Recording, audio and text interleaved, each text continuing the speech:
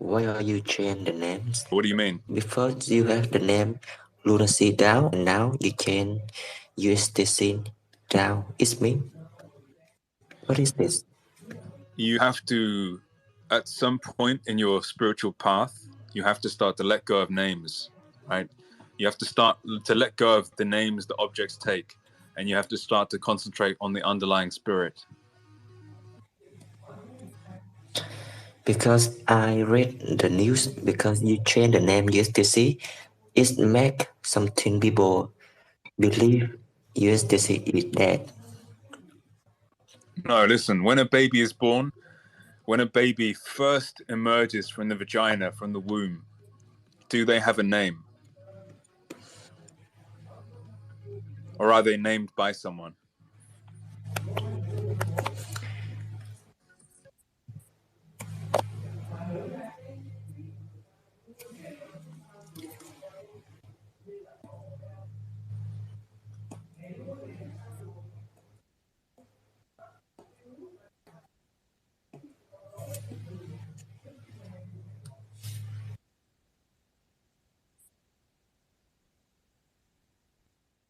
Okay, Lucas, how's your setup going? Are you ready yet?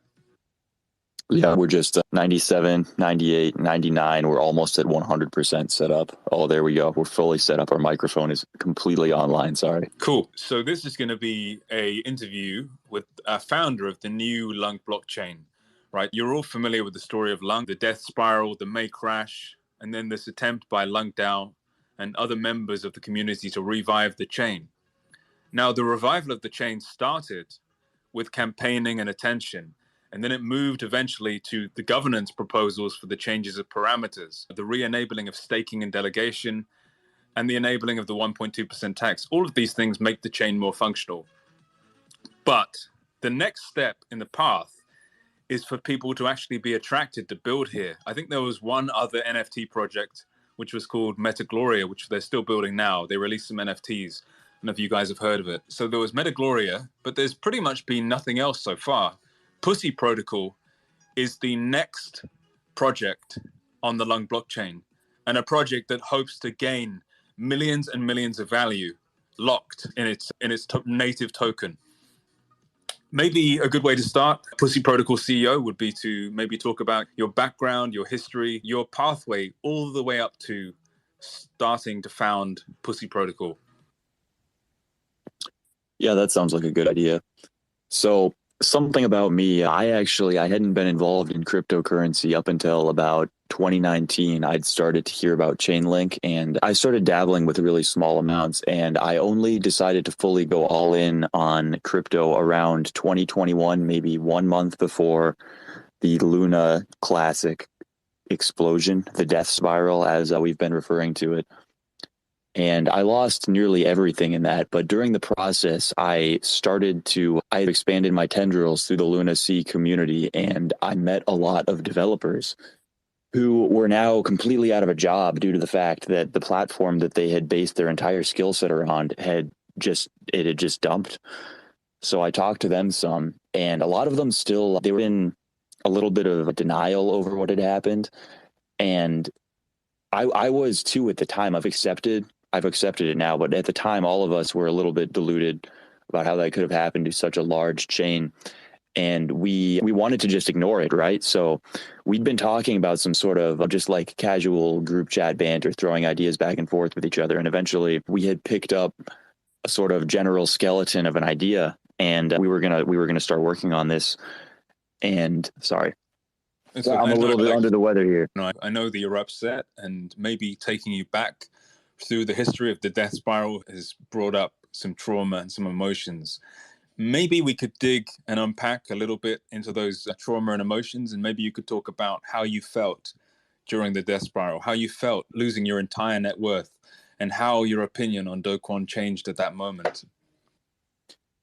I still, to this day, I think of the amount of money that I have in terms of Luna at a valuation of $80. So I've avoided, I know objectively that I've lost my entire net worth, but when I look in my wallet and I see the Luna, I don't see it at its current valuation of just a fraction of a cent. I see it at $80. So it hasn't really sunk into me how much I've lost. I'm still in the very early stages of grieving over this. And resultantly, my opinion of Do Kwon is relatively unchanged. I know a lot of people don't really like him now due to the fact that they have accepted their losses and they've started moving forward from that. But given that I'm not at that stage yet, I'm still dealing with the Do Kwon from maybe 5 months ago. So you in the Elizabeth Loftus's stages of griefs, you think that you are prior to anger, prior to acceptance, and maybe in the denial phase? I'm still near the tail end of the denial phase, yes. Okay, let's have a little bit of community participation here. Who here has lost money in the death spiral? And maybe raise your hand, do a little wave if you've lost money in the original lunar death spiral. It seems that nobody has lost money.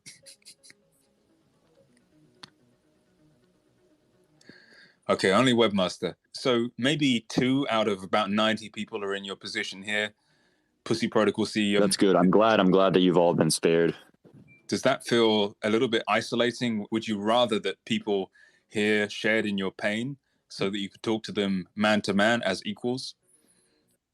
No, I've always had a sort of a beta willingness to be the only one to experience any sort of harsh outcome like this, right? If any of my friends were in a situation where either they could experience a negative outcome or maybe they could shift it onto me, I've always willingly taken the brunt of that for them. I just don't want anything bad to happen to anyone else if it could happen to me instead. Now, do you think that is an altruistic drive, or do you think that's something to do with the fact that you were the main person bullied in high school and you've come to assume and maybe confirm to be your reality the fact that you are the one that is targeted and victimized? Yeah, I don't think it's altruistic at all. A lot of it is due to the fact that when you take that sort of the brunt of that beating from life off of the shoulders of someone else, they now owe you something. Even if there's no explicit contract outlining this, there's always a sense of a loan that you've given them that they have to pay back. And there's that dynamic that's permanently there now, and they owe you something. And because it was never agreed upon fully what they owed you, there's always a sense that you can keep asking for more and more. I'm just having a pee. What you said upset me a little bit and made me feel a bit nervous because it reminded me of my childhood bullying experiences. So I had but not terribly nervous. You were just moderately nervous. When you get very anxious and you just need to empty yourself, all of the excrement and all of the urine just needs to come out. It's like was that really emptying yourself? That sounded like it was just a small amount of urine. Well, was that really the full capacity of urine that you have? Listen here, I've been medically diagnosed with a very small bladder. This is meant to be an interview about you. I'd rather not focus on my medical problems. I guess the other thing is, your bladder small necessarily, or could it be a normal sized bladder and just you have an extremely wide urethra so the urine's passing through it at an extremely high throughput? Yeah, it could be that. It could be that the anterior muscles of the urethra find it a little bit hard to squeeze on the pipe and narrow it. And it could also be general body tension, psoas tension, which is the seat of tension in the whole body caused by childhood trauma. But I think this is very much beside the point and even disrespectful. Maybe you could talk a little bit now about what Pussy Protocol is. What is your vision? Or maybe we can talk more generally to start with about what your why is. What is the general market inefficiency you noticed? What is maybe the supply and the demand you're trying to connect with this protocol? And then we can move on to how you did it. Yes, absolutely.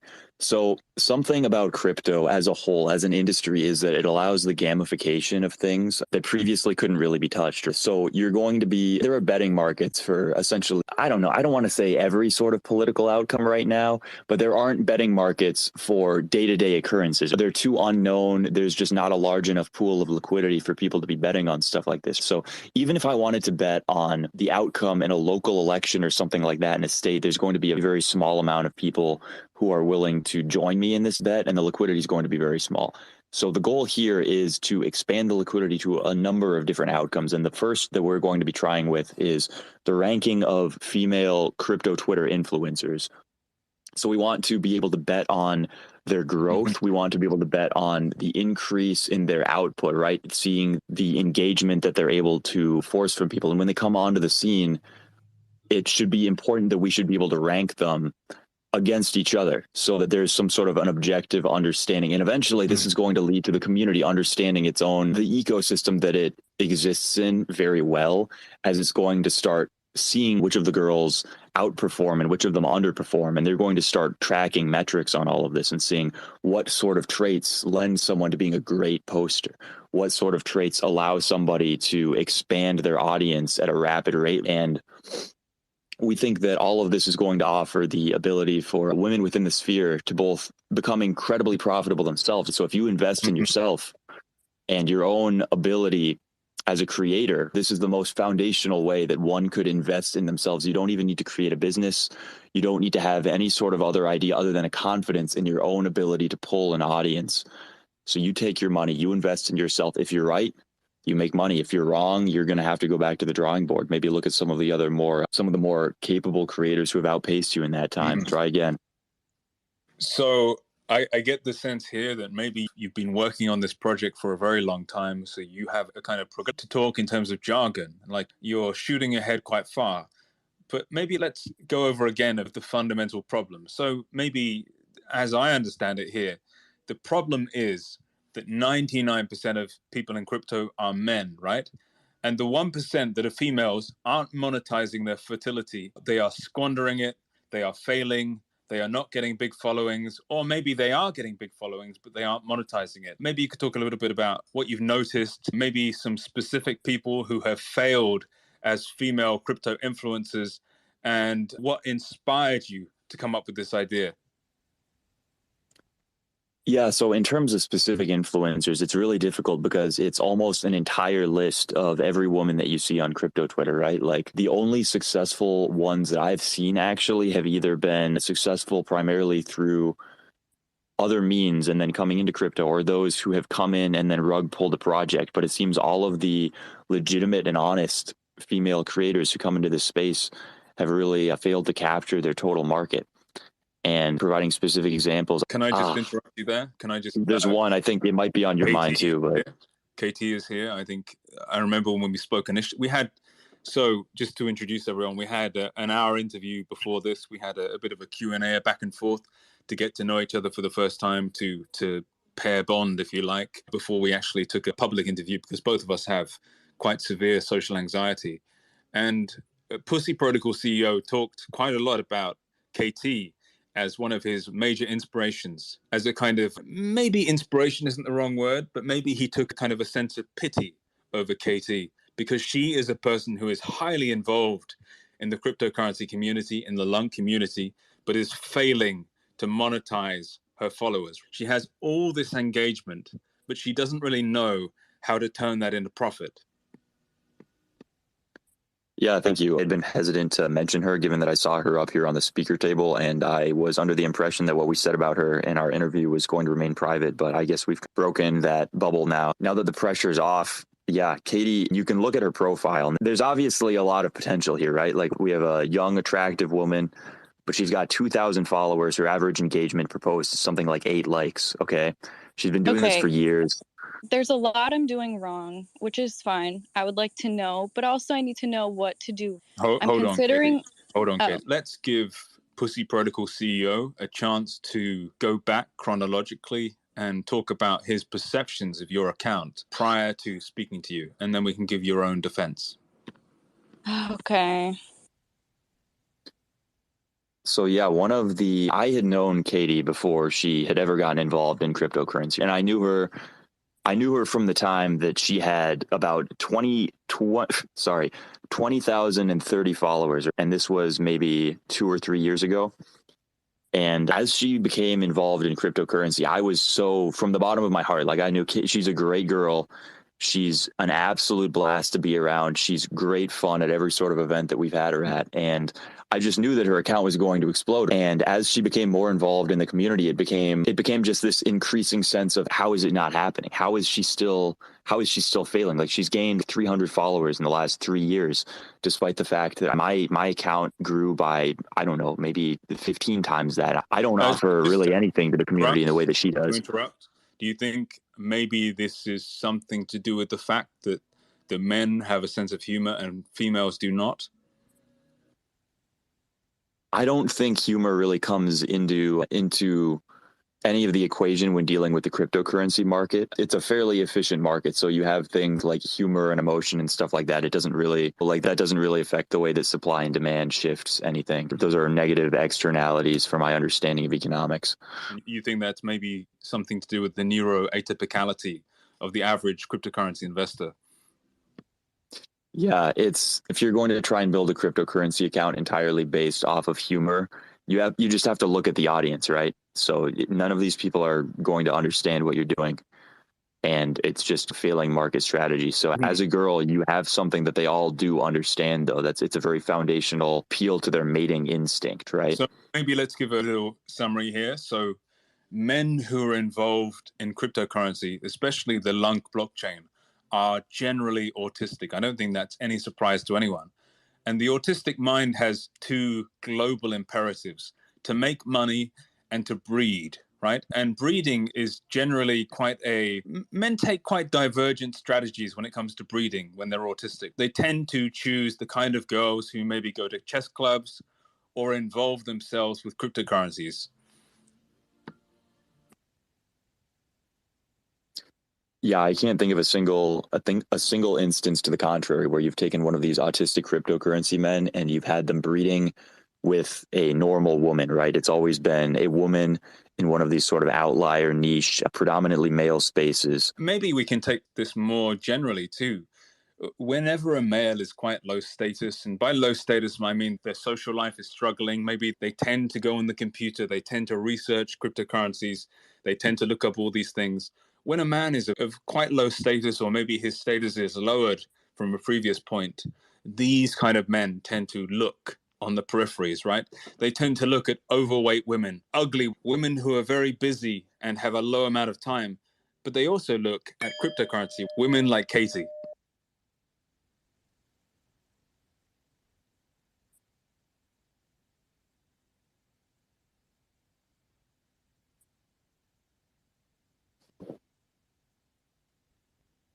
That was me handing over to you.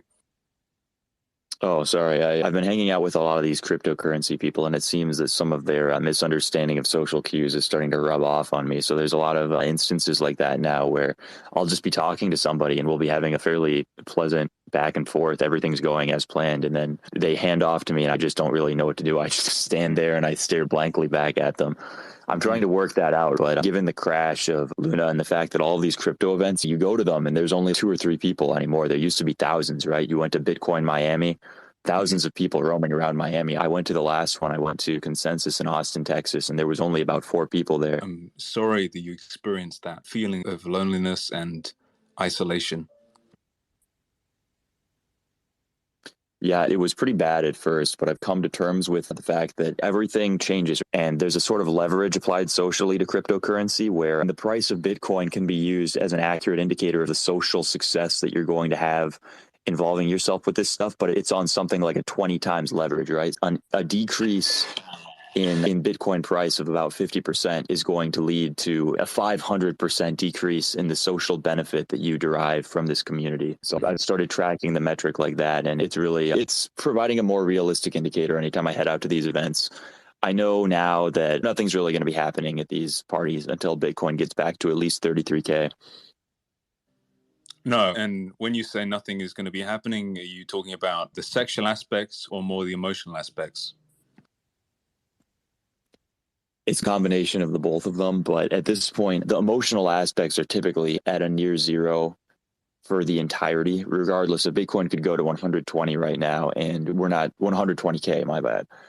And we're not really going to see any sort of emotional output just due to the predominantly male community. You're going to be sitting there stoically talking to each other in a monologue, but the sexual output starts increasing once Bitcoin gets past that 60K point, right? That's when we start seeing higher levels of female involvement. They've been drawn in by the male money in the community. They understand now that they're valuable men, but as soon as the men start losing their value, the women flee away and all of that sexual component goes away. Like we have a lot of autistic men, and given that their interest focuses primarily, as you said, on breeding and not necessarily just sex, it's primarily straight sex. So we have an overwhelming amount of heterosexuals here. And without any sort of women, heterosexuals can't do much breeding. They could have sex if they wanted to, but there's no breeding. Obviously, I know we're talking about your protocol here and profit and money and all that stuff, but I do want to say that the things you have said today have touched my heart, and I empathize a lot with what you've gone through. Maybe you could talk a little bit about how the discovery of Katie's account inspired you to create this protocol, and maybe you could move on after that to talk about how the protocol works. Yeah, so Katie's account, and Katie as a person really inspired me in the sense that you have here somebody with such remarkable potential, and it's not being targeted in the way that it could be. Like Katie needs to be shown what she can do. She has all of the tools. Hold on. So can you just maybe go through some categories like personality and looks and rate them out of 10, just so we have a sense of who Katie is? Yeah, so Katie, in terms of what would be appealing to the average cryptocurrency investor, especially here, Katie has what could be considered the ideal personality, right? She's a very subdued person. She's very pleasant. She goes along, even when she finds something to be like outwardly disgusting, horribly distasteful, she smiles through it. She keeps interacting with the person. I've never once seen her lash out aggressively and in violence like I've seen from other women. No. So she has, maybe on the personality spectrum, you think she has quite high agreeableness, and that's a definite trump card in the cryptocurrency communities. Yeah, and I'm hesitant to give anyone a 10 just because I was raised, my mom told me, never give anyone a 10, okay? Never give anybody the maximum ranking in anything. It causes them to become complacent. They stop striving for any sort of higher achievement past that. But I would be tempted to give her some sort of a floating point number very close to a 10, maybe like a 9.9 with some additional decimals. So you think she's magnificently beautiful and it has blossomed into her full femininity, and that she can achieve anything? Is that I think anything that she is properly directed towards, she could accomplish. The issue is just creating a system of community incentives which leads her towards understanding what will cause her to be successful. So we need some sort of a system that makes it abundantly clear to everybody what metrics and what sort of traits all of these successful influencers have, so that she can start to develop those and apply her strengths to those core values. So a thing that has been said before is that if you give a man a way to make $20,000 a month, he'll spend every single hour of his month making $20,000. So he'll maybe make $1 million. But if you say the same thing to women, they'll take that fact and they'll say, oh, I only have to work maybe $20,000. For $20,000, I only have to work maybe 1 hour a month. So that's awesome. I only have to work 1 hour a month, and then I'll spend the rest of the time just lounging around on the beach. So you think maybe Katie suffers from this maybe lack of work ethic? You think is it fair to say you think her beauty has got in the way of her success? Or do you think it's a fundamental lack of resourcefulness in the female mind? With Katie specifically, I think the resourcefulness is especially low. I think that's really one of the main hindering factors for her growth. And I'm hoping to outsource that, right? Like a codified example of what sort of resourcefulness the community can come up with to transplant on her. At some point, if she fails, you've got to understand, if Katie fails, all of the people who bet on her and they put their money on her account growth, they're going to be commenting on everything that she says, offering her input. A lot of it's going to be really quite harsh input. It's going to be unavoidable. Maybe just for the people who've just joined, maybe you could go through a little bit about how Pussy Protocol works, how it fractionalizes women like Katie, and how it allows everyone here to profit. So what's going to be going on here is, with Pussy Protocol, there's going to be different influencer vaults, right? At a certain level of investment, that's yet to be decided. We're going to reach an amount of liquidity that will allow you to invest in a vault for a given influencer. You'll be creating the vault when you first do this. So every time you find a new female crypto Twitter influencer, you can decide, do I think this person is going to be experiencing engagement growth, or do I think this is going to be a stagnant creator? And if you think that they're going to be somebody who's going to really knock it out of the park on crypto Twitter, you think that they have what it takes, you're confident that your understanding of what makes somebody into a great poster, a great content creator is correct, then you can go and you can invest in this person. And if your investment is correct and they experience account growth and other people come and also invest in this person, then you are going to make a lot of money. This also allows the creators to go back and invest in themselves directly. So if Katie were to say, I really need a kick in the pants here, I need some sort of source of motivation, she could go and she could pull her 401k from work right now. She could invest the entirety of it into a vault that she creates. And if her account grows at a rate that is higher than what the average female crypto Twitter's account is, crypto Twitter user's account is, then she will make money. If it grows more slowly, then she will lose money. So another thing that we talked about earlier in our conversation before this call was the idea that females of themselves are not resourceful. So we talked a little bit about this idea that every female needs a pimp daddy, right?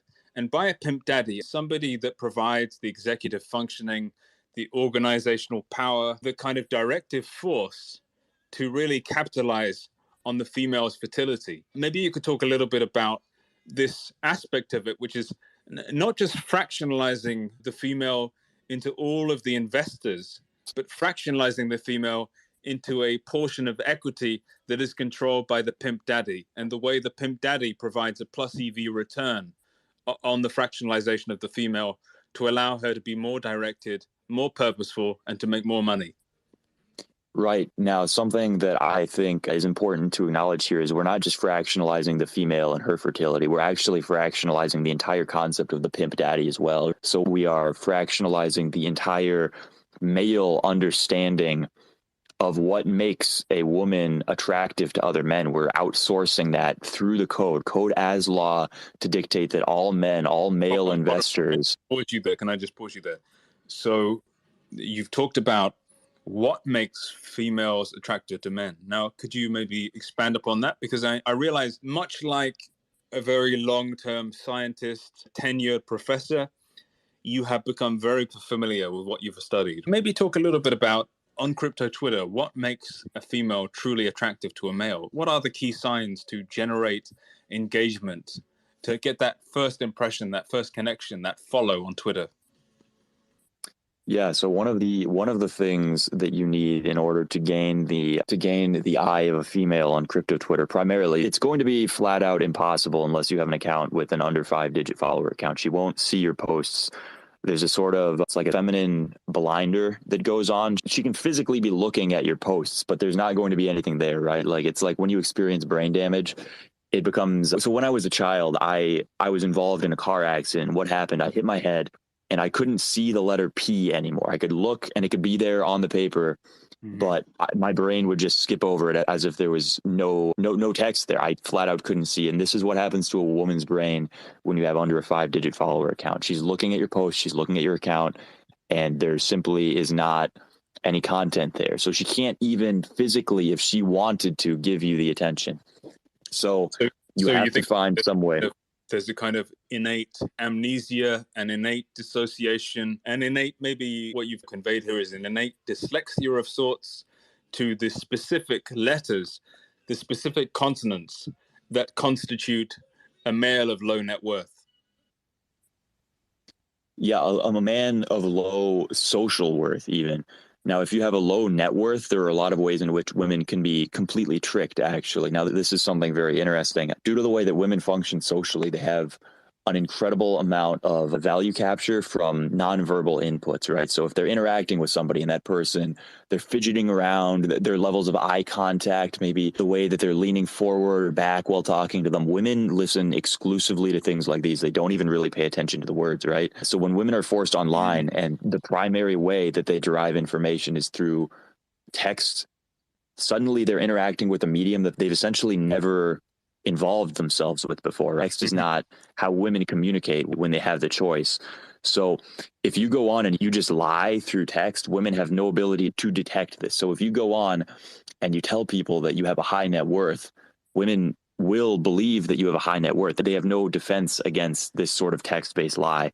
Whereas if they were to meet you in person, you tell them repeatedly, oh, I am a very valuable high net worth man. But then you go and you meet up with them in person and you say that same thing. Oh, I have a high net worth, but she sees the way you're standing.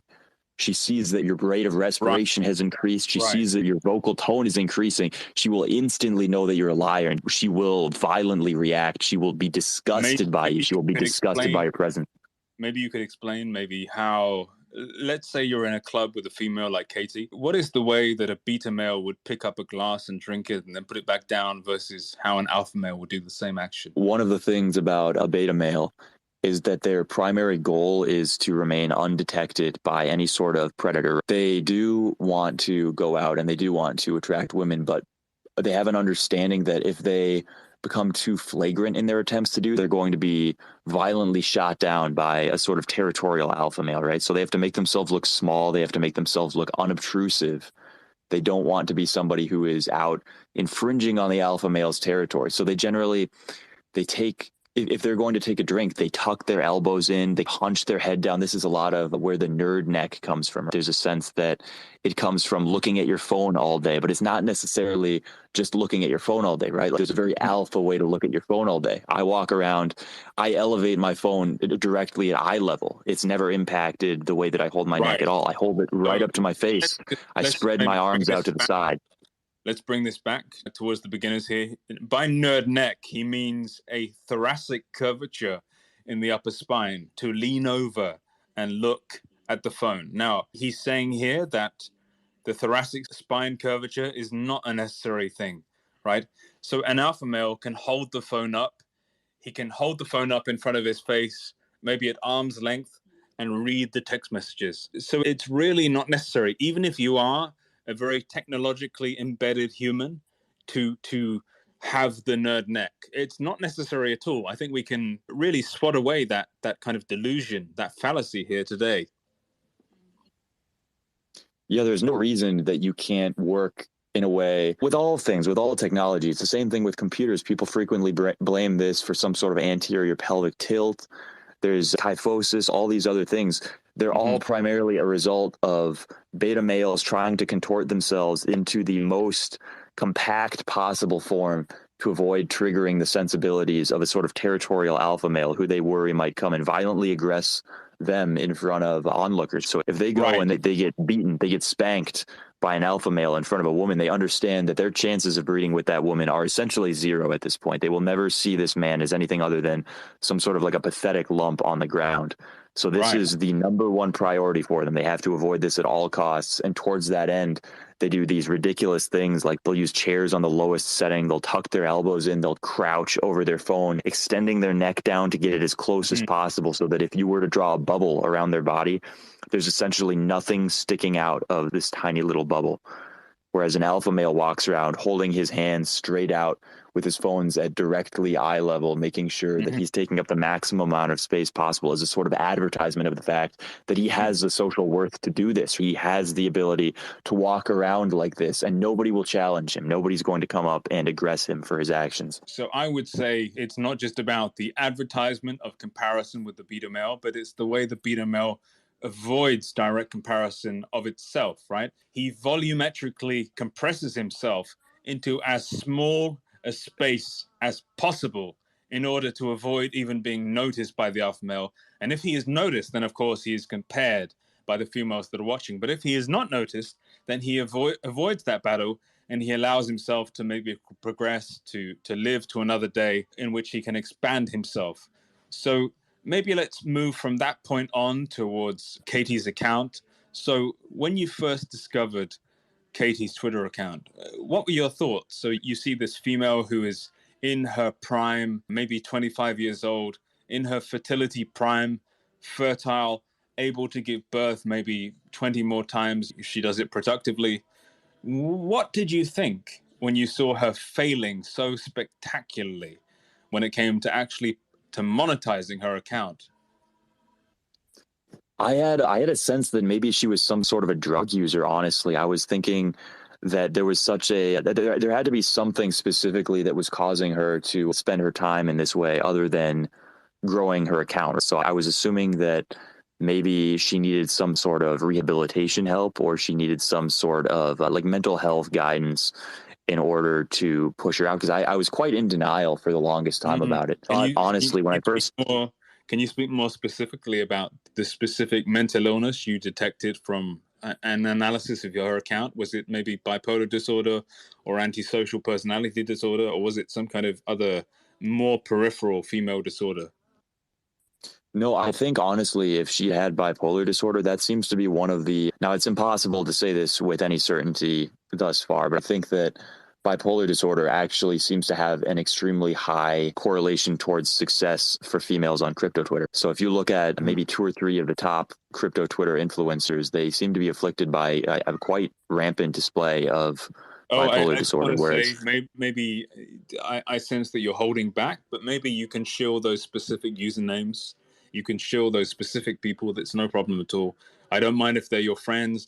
I don't mind if they profit from it. This is not a space where we're trying to avoid and gatekeep profiteering. You can feel free to mention the specific people who are profiting a lot from their bipolar disorder, type 1 or type 2, or rapid cycling. Yeah, so I think 2 really good examples. I think we have Marie and I think we have Leah. I think let me just enable Katie to be co-host as well. I think we can have 3. So maybe we could share one of Marie's Twitter posts. I think if you go to the post itself and you click on the top, then you are able to share it to this space. Marie is a girl who joined Twitter about 5 years ago, and she used Twitter as a way to try and seduce men, to try and... Have you ever heard of the idea of orbiters? I don't know if you have, if you're foreign. But creating orbiters is the idea that men or women who want to try and maximize their chances of breeding try and be in contact with as many members of the opposite sex as possible. And orbiters are the people who more or less orbit around us like planets and remain a potential prospective mate. So Marie is a person who has really maximized orbiters. She has maximized the amount, the quantity, the percentage ratio of men who orbit her so that she can prospect them in order to mate. And she is doing this very successfully. And maybe Pussy Protocol CEO, you can talk a little bit about how she did this and how Katie can learn maybe her lessons. So something that Marie's been exceptionally outperforming at is her ability to flip on a dime. She can pivot instantly from a sort of histrionic freak out in the replies to someone towards just an instant not caring anymore. And then she can go right back just as quickly. She can be getting into an argument with somebody. She can be really having some sort of a public implosion on the timeline. She can go DM them. These people can be posting her DMs, roasting her for it, and then suddenly, just as mysteriously as it came, all of her emotions can just evaporate, dry up, and she can go back and say, sorry, I didn't mean to aggress you this way, and I'm going to go back to posting about my flowers and toothpaste. And I think that's something that really draws in men, right? This ability to flip and provide a sort of turbulent emotionality to their monotone lives. Whereas Katie she's always maintained this very steady level. I haven't seen those ups or downs expressed from her really in the same way. No. So maybe in terms of this particular topic, Katie is the worst person at producing orbiters. And maybe that has also led to a diminishment of her success in terms of profit. Now, I have just shared one of Marie's tweets. Now, you need to learn this lesson as well. So Marie constantly changes names. Her real name is Marie, but she's now changed to the name Isabella. If you look at the top of the space, you'll see that she posted a tweet. Learning how to love is why we are alive. Now, why has she posted this? This is purely a carrot given to a donkey, right? It's a subtle, innate, implicit conversation. It's simply put, it's a kind of a bait, right? It's a bait to say that if you talk to me, okay, let's maybe rewind this a little bit. It's a bait to say that I am unloved. And if you talk to me, maybe I could feel loved. So she does this kind of thing all the time. She writes tweets. You can follow her, Isabella. Her name is Lindy Rib. You can follow her. Her whole game is to make herself feel unloved She is a person who is maybe a 7.2 out of 10 in looks, but she works social media perfectly, right? She works social media in such an amazing way. She makes herself feel unloved. She induces all of the males here to follow her. And this tweet I've linked above, learning how to love is the reason why we are alive, is one perfect example. That is an example of a tweet designed to entice males. It's designed to be a kind of a honey trap to induce males and induce them to fall in love, or at least to DM her.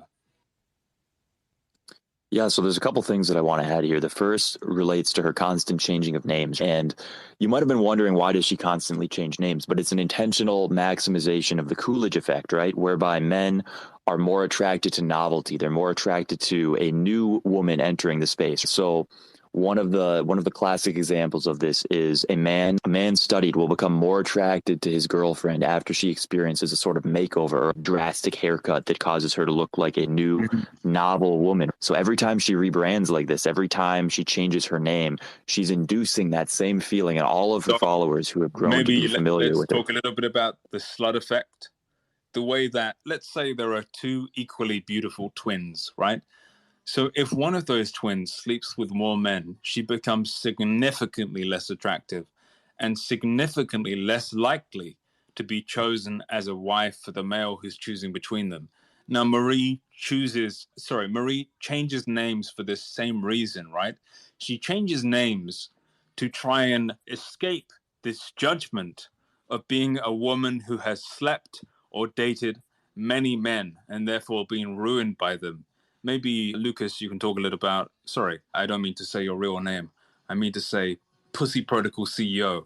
Maybe you could talk a little bit about how changing names is beneficial to all females on Twitter. Yeah, so something with women that isn't necessarily the same with men is throughout life, there's only the accumulation of a negative sense of baggage, right? There's no sort of positive experience that can be gained. So unlike with men, where there can be a sort of foundational experience that leads to wisdom later on, with women, the goal should be to escape all associations with any sort of experience or past action at all. So rebranding is one of the most fundamentally simple ways to go about this goal. If you want to dissociate from all past actions, all sense of previous identity, all you have to do is adopt a new name. It's worth saying here that in the past, females had other strategies. For instance, one of the very classical female strategies was to go on holiday to maybe, say if they were American, sorry for my burp, say if they were American, they went on holiday to Europe and they had an adventure. Now, having fun in Europe, sleeping with lots of guys, allows them to do a lot of very naughty stuff without the awareness of their local peer group in America. So when they fly back, nobody knows anything more. But now, in the social media generation, real identities are tied, are intrinsically bonded to Twitter accounts, to social media accounts. So the only real option here is to change your name. So Marie became Isabella, right? Marie, in her first incarnation, became a person who had gone on dates with over 100 men, who'd slept with over 100 men. And after she had done that, she realized that this is greatly diminishing my chances. So she then renamed her whole account. She changed her profile pictures to Isabella. And that allowed her to begin fresh. It allowed her to begin anew. And it allowed her to begin as a blank slate and to begin again seducing males who didn't know her personal history. Yeah, social media is remarkable in that it provides us with new problems, right? Like we have this constant tracking. So Marie's going to go down and she's going to go on vacation somewhere. And if she involves herself sexually with somebody, then it's going to be permanently recorded on some sort of social media, Facebook, Instagram, etc., something like that. But it also gives us unique solutions in the same way that she's able to change her Twitter account. She can go and she can change any other social media account and dissociate also from all of these same things. Identities are totally discardable and rebrand. And a lot of this comes back and circles around to what's possible at Pussy Protocol. So if you have a female who's open to vault for themselves, and they have underperformed. They've caused everybody to have a sort of sour taste in their mouth when they think about the money that they lost on this girl. The same option then becomes available to them. They can open a new vault and they can try all over again with a totally rebranded profile, taking what they've learned and going forward without any of the past baggage that is usually associated with these things on the internet. Ask a question. I have a question maybe you, Pussy Protocol CEO, or you, Pimp Daddy, could help me out with regarding rebranding, because I've considered this, but I've also considered just making a new crypto account to show my devotion to the community. I think that displays a really shockingly good understanding of what we've been saying here in the past. So you're understanding that I was trying to hint at the fact that maybe you've tainted investor trust with your existing protocol or your existing profile here, and maybe you might want to just discard it and go for something entirely new. And you picked up on it quite well.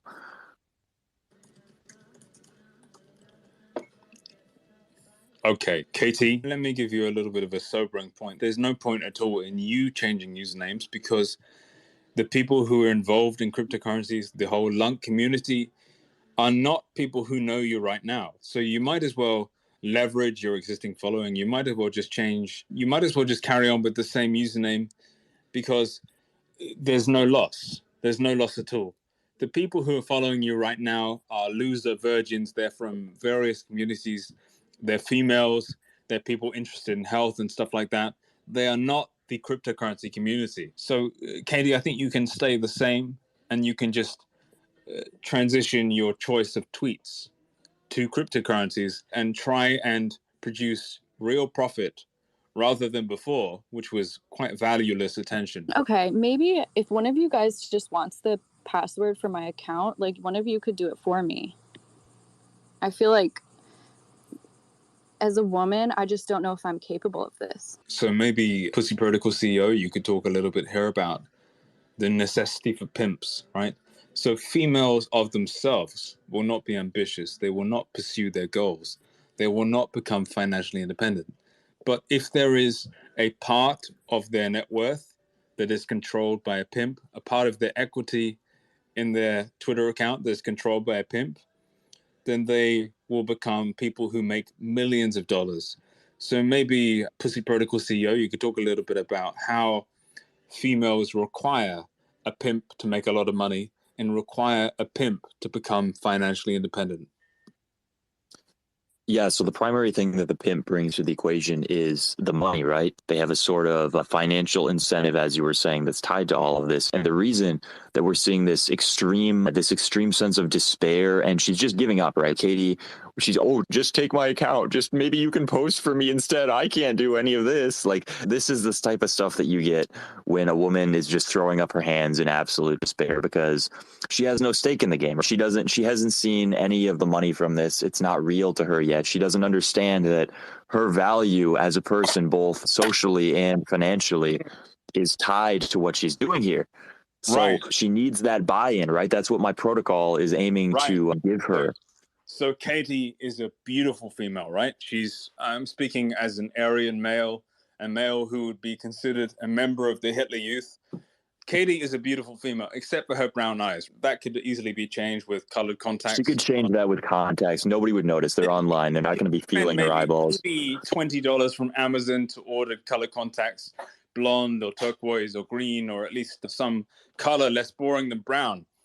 If she did that, then she would be a beautiful girl. And she would, if at her most resourcefulness, she would be able to monetize her Twitter for at least £100,000, or let me translate that, maybe $120,000 per month. So at least maybe $1.5 million per year Katie could make if she was aware, but she is not aware. She talked liberally about giving her account over to Pussy Protocol CEO, about giving her account over to me. And there's a reason for that. The reason for that is female blindness, the fact that she isn't even aware of what she's losing out on. Now, maybe Pussy Protocol CEO, you could talk a little bit about what she is missing out on, what her potential is in terms of profit. Yeah, it's really hard for me to say, but based on our initial projections, somebody like Katie shouldn't have any sort of an issue generating, as you were saying, 1.5 million, but that's not even counting the Twitter tip jar. And this is something that if you go and you look at her profile, she hasn't even enabled the very basic functions like the Twitter tip jar. There's just an infinite series of profitable funnels that she hasn't even engaged with. These are things that they maybe take 30 seconds to apply to yourself. She's just totally overlooked all of them. So I think that if we're talking about the total combined cash flow that she could generate from all sources of Twitter income here, it should be well over 5 million a year based on everything that she has as a woman at this point in her life. Now, that's obviously going to decline in the future, right? With every additional year that she ages, there's going to be a sort of loss of value, but it's not going to outpace the rate that she's going to gain if she takes that money now and she invests it properly. So let's be honest here. By the time she hit, Katie, I think, is maybe 25 years old now. So let's be honest here. By the time she hits 30, then she will not be able to generate much attention at all. Logarithmically, there's a severe diminishment in the attraction curve, the physical desirability curve, right? It reduces over half every year past 28. So by the time she is 30, she'll have 25% or less of the attractiveness she has now. But on the other hand, if she really takes advantage, if she becomes resourceful, if she manages to exploit her current fertility, then she can earn over, I think, in total, working out the mathematics, she can earn in total over $7 million over the next 4 to 5 years. Yeah, I was going to project that she was going to be capable of, at least if she were to kick it into gear right now, I would say 5 million over the next year. I think that for maybe 3 million the next year, after that, we're going to see some sort of a decrease. There's really no way to know depending on what sort of beautification protocols she's using. And honestly, a lot of this can be sustained nearly indefinitely if she were to do things like take many pictures now and continue reusing those pictures, posting things like, oh, look at this picture that I took today. But it's not a picture she took today. It's a picture she took 2.5 years ago. And she keeps doing this. And with enough of a supply of selfies and pictures and things like that, you can sustain this for years. So what Pussy Protocol CEO is saying here, that even though Katie might become 32 years old, 2 years past her wall, 2 years past her a very long time past her peak years of fertility and desirability, she can keep recycling those posts and nobody will be any the wiser, right? So maybe Katie's phase of profitability expands to perhaps 7 years rather than 4 to 5 years. Okay, so I'm going to maybe pause this current discussion and invite anyone up now who would like to ask a question. I see you're raising your hand, Mohammed Noor. Maybe you could go ahead and ask a question. Feel free to. How are you? How are you? Good, good. Maybe go ahead and ask a question to Pussy Protocol CEO or Katie. Go ahead. Are Waiti Luna Classic team? Am I on the Luna Classic team? What do you say that again? Speak a little bit slowly. Mohammed? No, speak English. Ah, okay. I speak Arabic. Ah, so can you say your question in English simply? No. No. Okay. Pussy I speak a little bit of Arabic. You could try and I'll try to translate. Okay, go ahead. Speak it. Say it in Arabic. I also speak a little bit of Arabic. Katie. I don't know. What is here? Katie. Speak Arabic? Say your question in Arabic. I'll translate. I speak a little bit of Arabic. I used to date a girl who was like French and Arabic, so I can translate. Oh, no.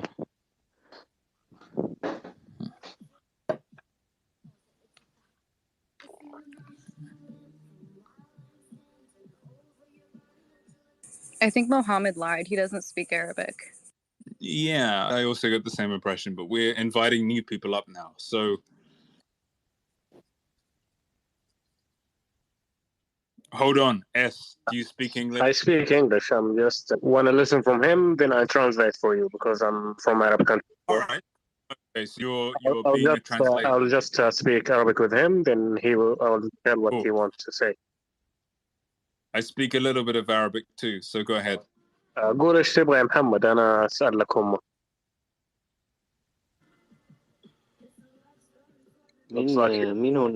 مين هون سبيك أربيك؟ انا تفضل. من وين حضرتك؟ من السعوديه. والله والنعم. انه عم بسأل، هذا تيم فريق لونا كلاسيك ولا يعني هن بس مجرد اشخاص عاديين عم بتناقشوا بموضوع اللونا كلاسيك؟ اوكي، يعني تبغى تعرف اذا بيتكلم عن لونا كلاسيك ولا لا؟ طيب تمام. كيف؟ I will translate now. He just asking if you are discussing about Luna Classic and all of the people here are part of the team or not? Luna Classic. I'm not on the Luna Classic team, no, but my team is primarily composed of ex-developers from other protocol on the Luna Classic chain. No, I'm done my part. عندك أسئلة ثانية؟ مشان موضوع حرق اللونا، شو صاير في... There's another question by him, Muhammad, about the Lunic burning. Any update? I think that might be a question for the host here. No, it's a question for KT. Go ahead, KT. What's your update on the Luna burn? Can you ask one more time? Sorry, I didn't catch that. Is there any update about classic burning? Like the 1.2% burning? Yeah, that sounds correct. Has it been implemented yet?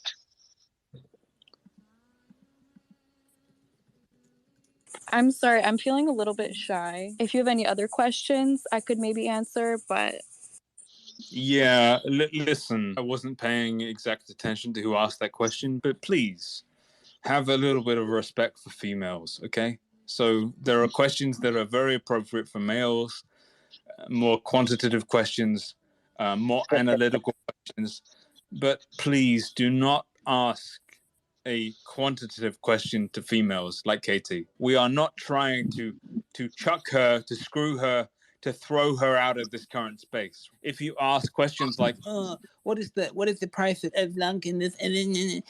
If you ask questions like that, then she will be long gone. So please be a little bit careful, be a little bit sensitive to the gender roles, be a little bit sensitive to the idea that 99.9% of men here are men and 0.01% of men are female, right? So 0.01% of men are female here, and that is Katie. So please do not scare her away. Do not frighten her. Make sure that she feels welcome. So I find that question inappropriate. I'm just translating. I'm sorry if I sound... Have a good day. Sorry, guys. You mind if I contribute to something to what you said just earlier? شو عم بيقولوا؟ شفت 99%. تصرف الموضوع ما بيتكلم عن الموضوع. عفوا سوري. You feel me? Okay, actually in this space we have less of women, so we should try to treat them with more respect and welcome them when we see them. I actually love it when I see a lot of women in this space, you understand? So we should treat them with more care and make them feel welcome in the space. So we're trying to make the digital space spread in the whole world, not just within us. We don't want to make it a space whereby we have only the men. Hold on. So your name is Vibe King, right? Is that what you're comfortable being called? So Vibe King, maybe you talk a little bit about how old you are, what your life experience is, and what your dominant personality aspect is. Like, what is the part of yourself that you're most keen to express to others? What did you say? Sorry, I didn't get that. Can you repeat it? Okay, let me simplify. So talk a little bit about your biography, your history. Who are you? Where did you come from? Who are you now?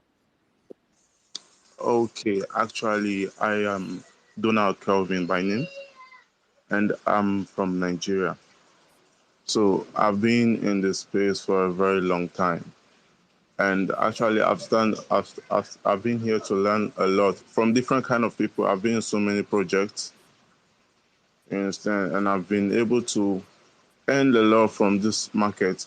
And actually, I'm looking forward to, from the knowledge I have, I'm looking forward to work with other projects and explore in the space of the digital space actually, as well as sharing the knowledge I have, you understand, and making the digital space more known. You get? So currently I work with the MetaCard project. I'm part of the team there. So the project we actually I work with two projects, sorry.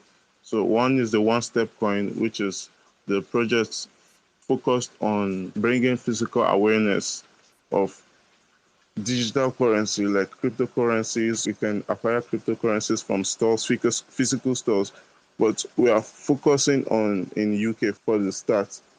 And then with time, we go to other countries, open branches in other countries where you can get cryptocurrencies from physical stores, like in Kenya, Nigeria, USA, Singapore, many other countries. And we also have an online store where you can access cryptocurrencies, a website. Then the second project I'm working on, which is MetaCard, is NFT project. So it's give. Hold on. So you talk a little bit about your first project, but maybe talk a little bit more about what your personal history is. Who are you? Why are you qualified to start these projects? Why are you a person that everyone should invest in? Talk a little bit more about yourself as a person. Talk a little bit more about the emotions and the soul. Now, I'm trying to help you in terms of sales, right? Because sales is all about soul. It's all about emotions. Talk a little bit more about it, Vibe King. Okay. Thank you very much. So actually, I've been in this space for a very long time, and I've been able to experience a lot of things, both from market changing and I've been able to experience a lot of things from the market and the digital space as well. And I've been able to make a lot of changes as well in the life of people in my own way. So I've worked with so many other projects, like the Dwarf, sorry, I've forgotten the name of the project actually. But take your time, man. Listen, here we formed a space to listen, to allow in, to unconditionally accept whatever arises in this space. Now, okay, we are in no rush. There's no rush to pitch a certain project. There's no rush to make money. There's no rush to express yourself. You can go at your own pace. So please don't feel any rush. We're here. We're listening. We're engaged. no problem. I'm fine. Just feeling a bit nervous. So I've worked with so many projects, and I've met a lot of people, and I know the benefits of these cryptocurrencies and the digital space, what it can do to the life of people. You understand? So it's completely wrong for someone to give out what you don't know anything about. So I'm saying with confidence that I have learned a lot and taught a lot to people, and I can also give from what I have learned. And I am trying to use what I have learned to explore in the life of people, to change the life of other people the same way it has changed my own life. You understand? Maybe Pussy Pro CEO, you could talk a little bit about this. You said? Maybe Pussy Protocol CEO could talk a little bit about this, the way that what you said has affected his opinions. Yeah, I should talk about the project, the Pussy Protocol founders.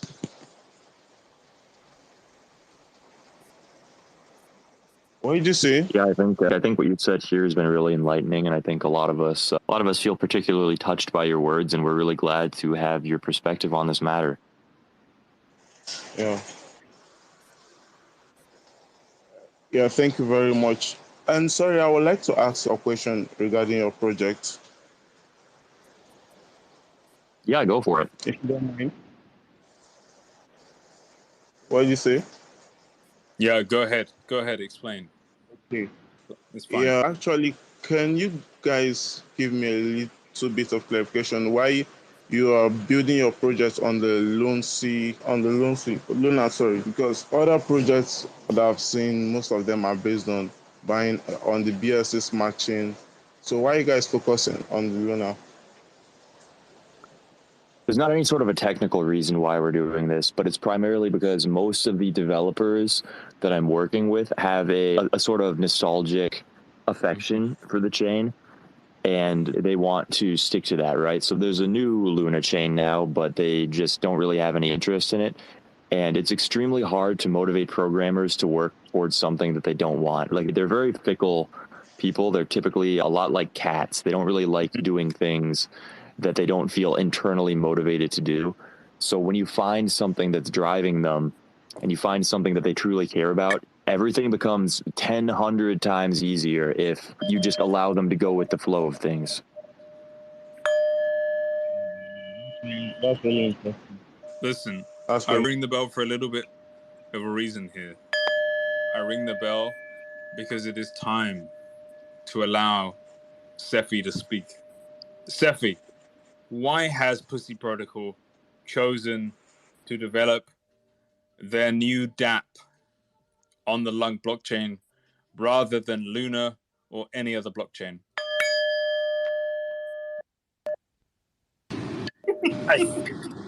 Hey, by the way, sorry for being late. I was trying to get out of Thailand. I got caught up on the customs where they were like examining my surgical sites and whatnot. It's been a problem. Hold on. Let's rewind a little bit. Okay. He realized in one of our spaces about 2 weeks ago that he was transsexual, right?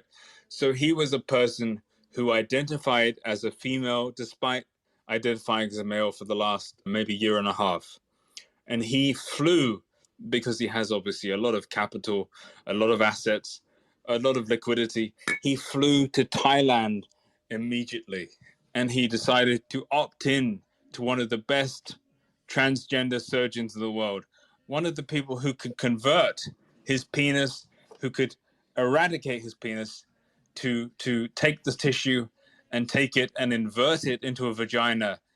He chose to choose one of those people to convert him to being a female. Maybe, Stephanie, you could talk a little bit about what particularly, maybe the quotes, the particular incidents in the last space that inspired you to do this, and how you chose this new surgeon.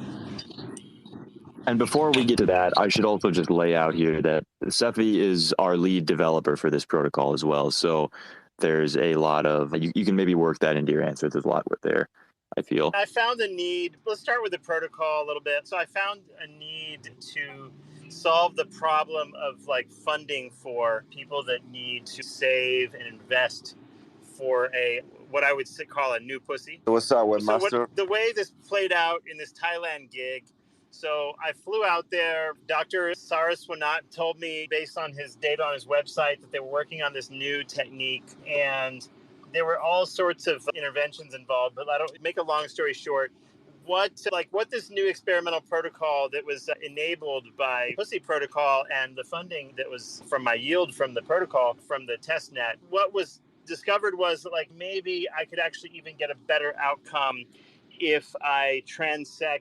There's a kind of a native ostrich sort of bird that hangs out in that region in the Southwest or South Asia region. Hold on. Yeah. How would you compare yourself to an ostrich? If you were to compare aviarian species, how would you compare your pros and cons to an ostrich? I'm similar to an ostrich, and I stick my head under the ground periodically as a Not in the therapeutic thing, melon? but what's that? Didn't you put it in the melon like just cool? Just to drown out the noise from time to time, right? But other than that, like the ostrich has more to do with the specific type of the genitalia this creature has and the compatibility with my blood type and genotype for transecting the sexual organs of the ostrich into my like new vagina apparatus. Mm-hmm. I don't even know what to call it, but I'm grateful to all of the team at the Pussy Protocol for making this possible. Hey, still recovering, right? Listen. So you've gone through this, and we all empathize, and we all want to hear your story. But maybe let's try and shift a little bit over towards the future. And I don't mean to be psychopathic or sociopathic by saying that, But Lucas, sorry, I keep saying your real name. I'm sorry. I know you told me to be anonymous. I know you told me to say Pussy Protocol CEO. But Pussy Protocol CEO, maybe you could talk a little bit about the future of Pussy Protocol, the way you are targeting females in this current social media environment. Maybe you could talk a little bit about how you're making profit right now and how people can get involved to make profit themselves. Yeah, so one of the things regarding our targeting of females with the protocol is that there doesn't need to be any sort of buy-in, right? It's a totally non-consensual targeting, right? They're being targeted against their consent, you could say, to be placed in this hierarchy where they're going to be ranked, and there's going to be an aggregate average of the level of engagement that a woman at a given number of followers at a given account creation date can pull. And if you are above the line, you're going to be outperforming as an asset class. You're going to be making more money, and your vault is going to be returning a higher yield. And if you are underperforming, you're going to be hemorrhaging money. Your vault is going to be shrinking in value, and it's going to be going away. Now, the beautiful thing about this is that, as we saw earlier with Katie, a lot of women have a sort of hesitancy to involve themselves in any of this stuff. They would likely never create their own vault. But fortunately, due to the nature of the block. So why do you think females are reluctant to create their own vault? What is it in the evolutionary biological past that leads to this kind of conclusion, this choice in their decision to interact with the blockchain? Is it a choice to interact with the blockchain that they're avoiding, or is it a choice to interact with anything? Is it a fundamental lack of agentic drive? Okay, so let's try and simplify this. Let's say you're a tribe of 3 people. You're one of the males, and there's a secondary alpha male who is far ahead of you, who the female would benefit from conceptual understanding with. In that case, why is Katie choosing to avoid involvement here? Why is Katie choosing to maybe use a net to gather the fish? Why is Katie choosing not to directly advertise herself via OnlyFans?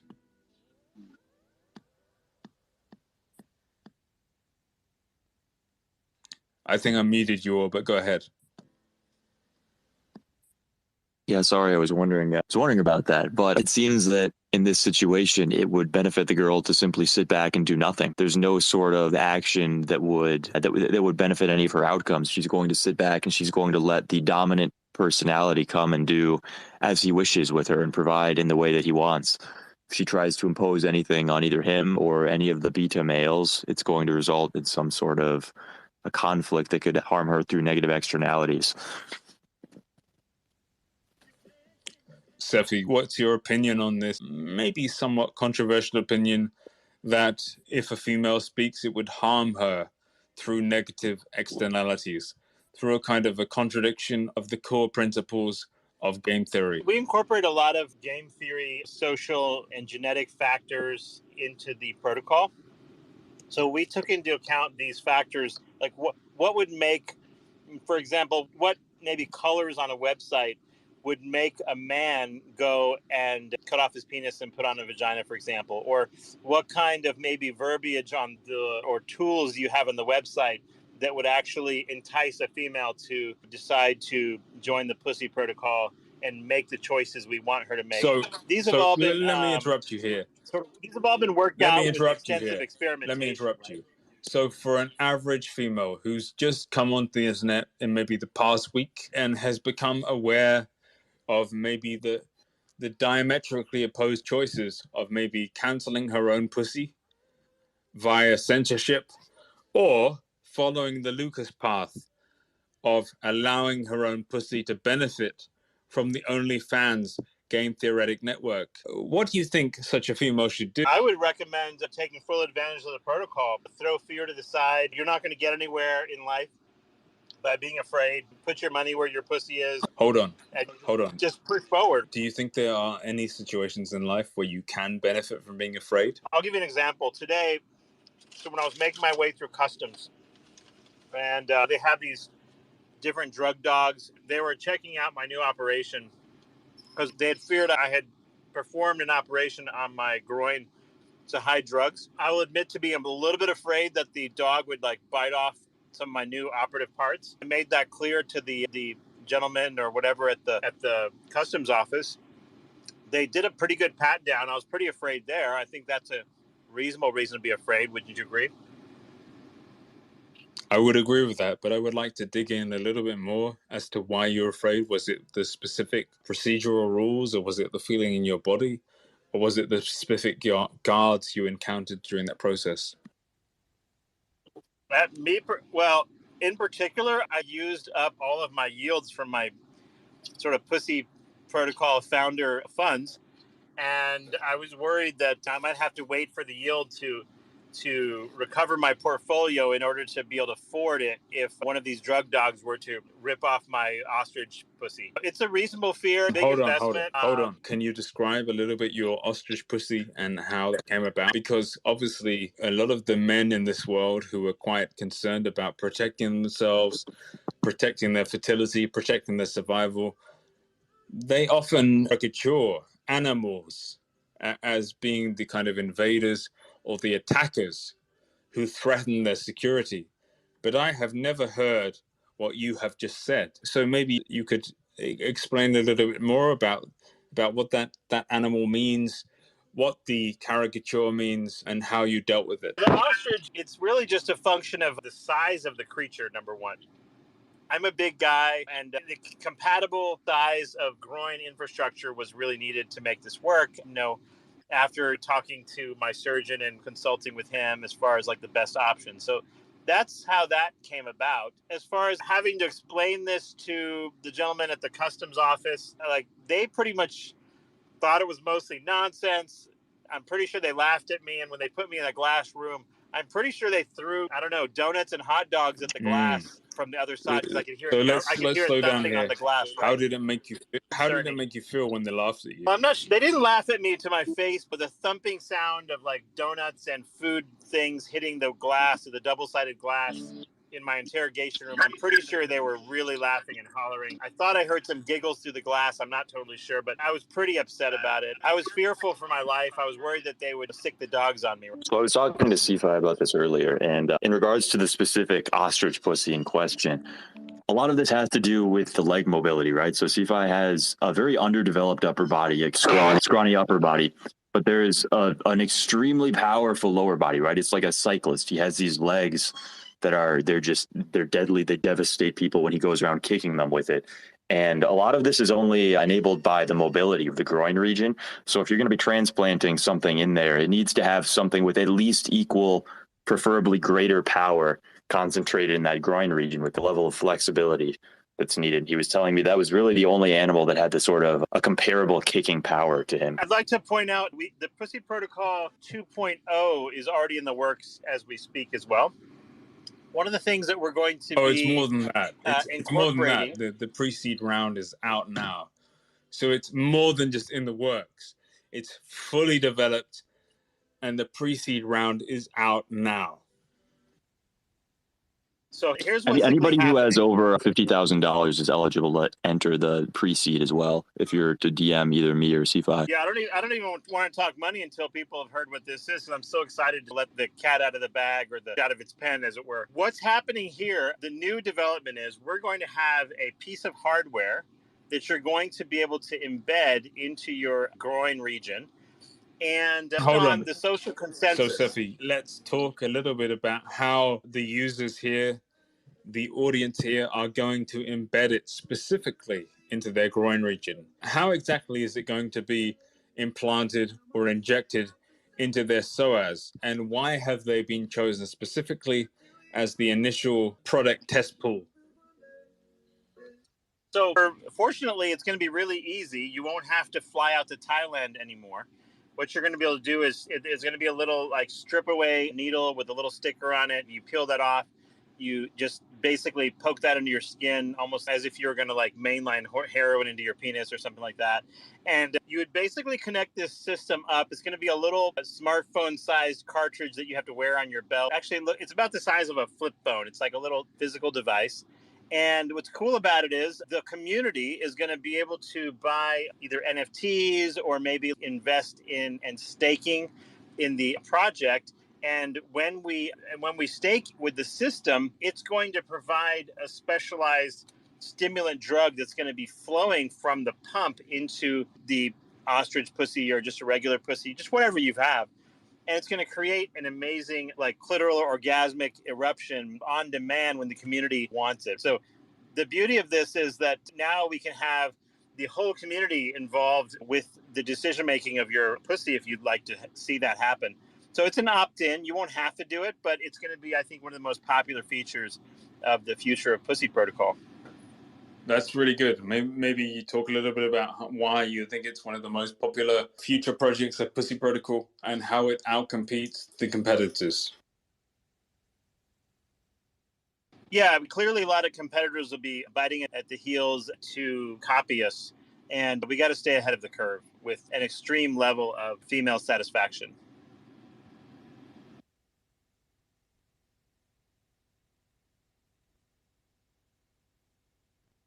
I think Ukraine there has like an audience question here. What do you got there, my friend? Go ahead, Ukraine. Hi guys, thanks for listening. Loving your job. Seafield, you too. Lukas, loving what you're doing. Just sounds like a little bit as like the pimping we got in Holland at the red light. You got a woman, you got a pimp. She's making money. The pimp's making her feel safe. And all the guys around investing in the pimp to let the more woman get more money for the pimp.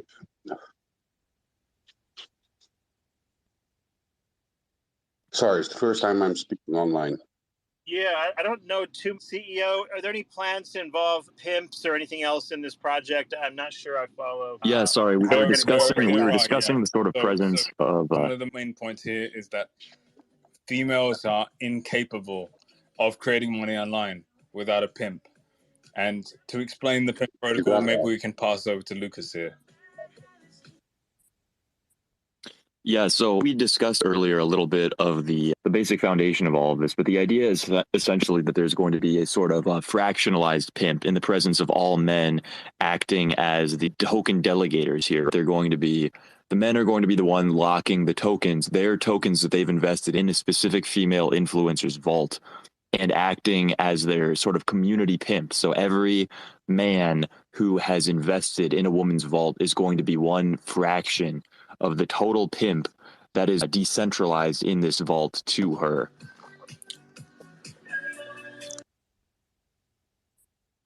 Does that answer your question, Stefi? Stefi, does that answer your question clearly? It seems he's deconnected. Right. That means it either answered his question extremely well to the extent that he felt that his needs here were completely fulfilled, or we've potentially abandoned him. It was a little bit disrespectful. It is a little bit interesting that somebody, our lead developer no less, would be out here with a poor internet connection. That seems like a technical problem, that if he really was as good of a developer as I've seen him perform to be, then that this wouldn't really be occurring to him. No, I don't think that's authentic disconnection. I think that's a disconnection that happens when maybe somebody is a little bit offended by you. And maybe you say something that they're not quite ready to deal with in terms of their model of the world. A sort of subconscious insecurity coming forth in the presence of this broken connection. Maybe anyone else could come up and ask the CEO of Pussy Protocol about their protocol, how it works, how you can invest seed rounds, and anything other questions.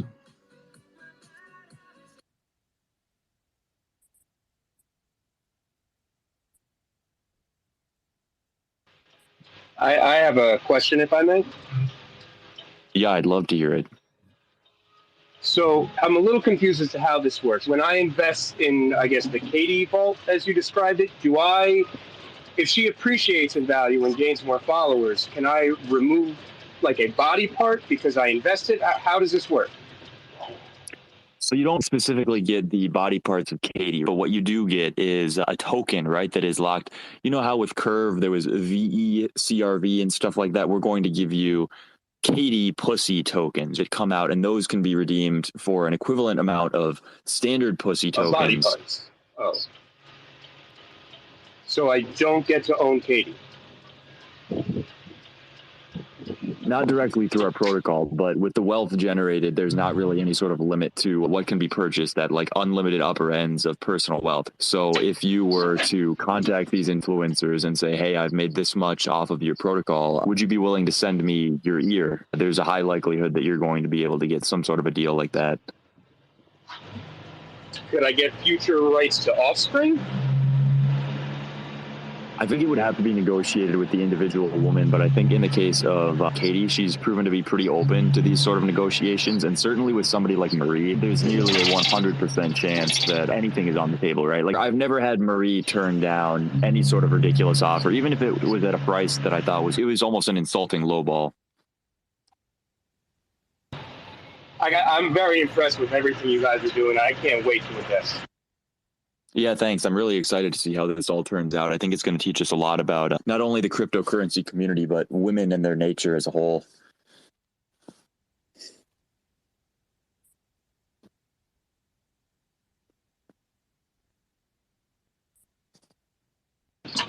I actually thought of another question. Is there any worry just because women specifically like Katie are just so unable to control their source of income and their money?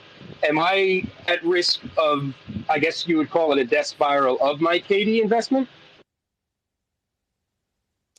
So that's something that I've been curious about on a personal level on myself, but it seems that a lot of this is going to be driven, it's going to be an investor driven thing, right? So if you have a large portion of really smart, high value men who are invested enough in Katie that they feel she's going to succeed, this is going to create there's going to be a sort of psychic field generated that empowers Katie to go out and do as they think that she's going to do. But if you have a strange sort of collective of beta male losers who becomes invested in Katie, I think this is going to have a negative and deleterious effect on her mental health, and she's going to start experiencing possibly something like a death spiral that you might have said. So there's going to be an opportunity there, obviously, for a short as well.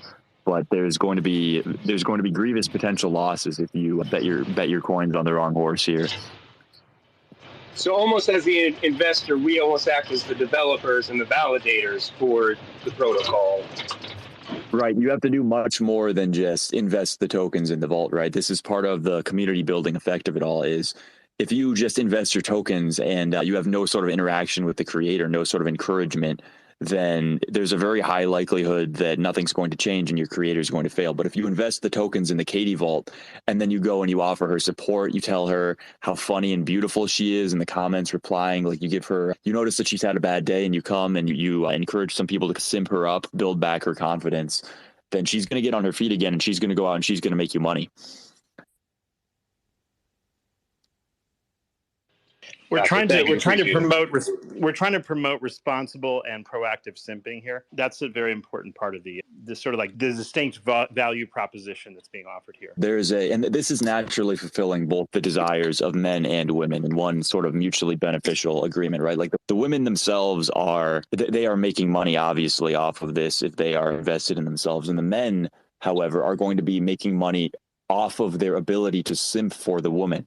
So if you are a successful simp, you're able to shill this woman that you've chosen to any large portion of men out there and get buy-in from them as well, then you're going to be rewarded for this. But if you simp in the wrong way, then you're going to see your investment dwindle, okay? So you have to find the sort of socially acceptable ways to simp for your chosen e-girls.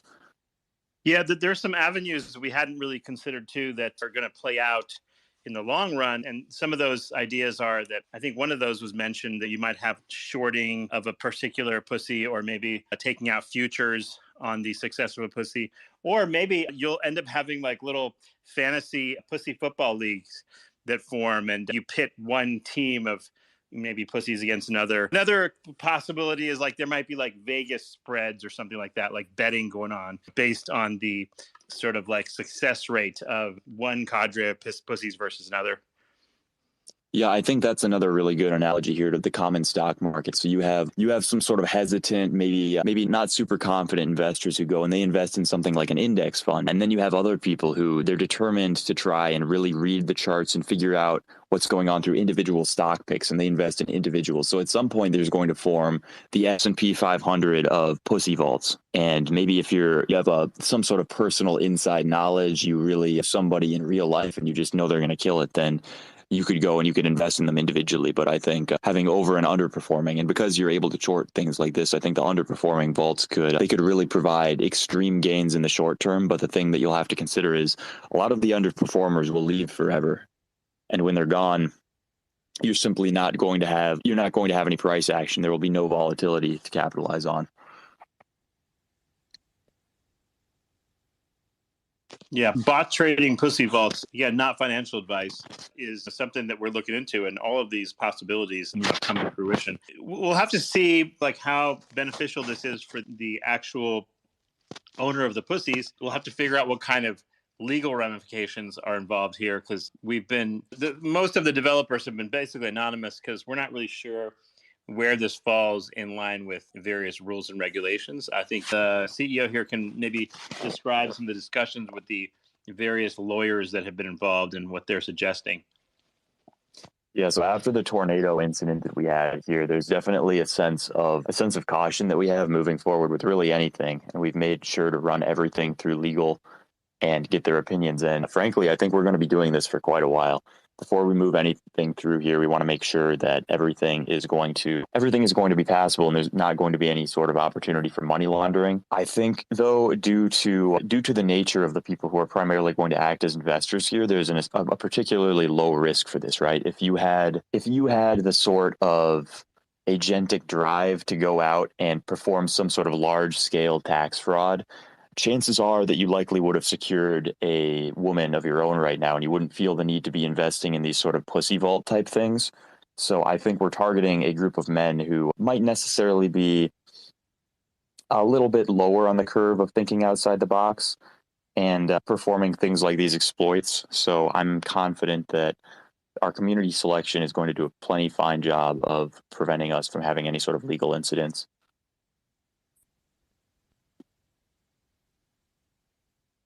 Yeah, exciting times. I'm not too worried about it. I think the key is to just stay anonymous and then release these protocols into the wild and then let the community decide what to do with them. And if they want to create a toxic pussy league or something like that, who are we to say no? Or maybe the people of, say, for example, Borneo, or maybe something like Cambodia, they get together, they form their own little international coalition of pussy street fighters. Or there's so many permutations here that it's gonna blow up. We know it, right? Yeah, and something regarding the developer and product team support behind any of these factions.